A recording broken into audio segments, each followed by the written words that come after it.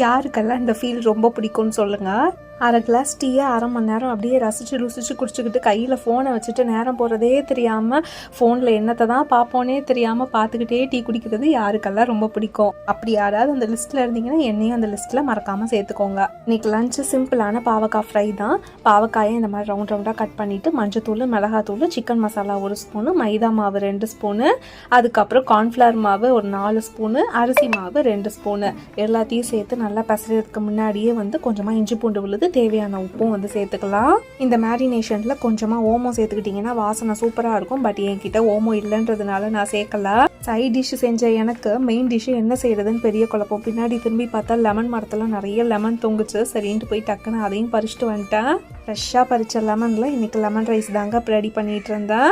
வீட்டில் காய்ச்சல் லெமன் அப்படிங்கிறதுனாலையோ என்னவோ அந்த தோலை கூட தூக்கி போடுறதுக்கு எனக்கு சுத்தமாக மனசே வரல.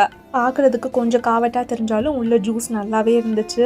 அந்த தோல் எல்லாத்தையும் ஈரப்பதமாக இருக்கும் போதே குட்டி குட்டி பீசஸாக கட் பண்ணி நல்லா சன்ட்ரை பண்ணிட்டோம் அப்படின்னா இந்த மாதிரி நம்ம ஸ்டோர் பண்ணி வச்சுக்கலாம். இது எதுக்காக நான் ஸ்டோர் பண்ணி வச்சுருக்கேன்னா, பூஜை ஜாமான் விளக்கும் போது மிக்சியில் ஒரு அரைச்சு அந்த பொடியை சேர்த்துக்கிட்டோம் அப்படின்னா நல்லா பலபலன்னு மின்னுது. வாய்ப்பு கிடைச்சா நீங்களும் ஒரு தடவை ட்ரை பண்ணி பாருங்கள். சைடு பை சைடு பாவக்காயுமே ஃப்ரை பண்ணிக்கிட்டு லெமன் ரைஸ் செய்ய ஆரம்பிச்சிட்டேன். லெமன் ரைஸுக்கு கடாயில் தேங்காய் எண்ணெய் விட்டு கொஞ்சமாக கடுகு, உளுத்தம்பருப்பு, காஞ்ச மிளகாய், அதுக்கப்புறம் கருவேப்பிலை, ஒரு கைப்பிடி நிறையா கடலைப்பருப்பு எல்லாத்தையும் சேர்த்து நல்லா ஃப்ரை பண்ணிக்கிட்டு கொஞ்சமாக மஞ்சத்தூள், பெருங்காயத்தூள் 2மே சேர்த்துக்கிட்டேன்.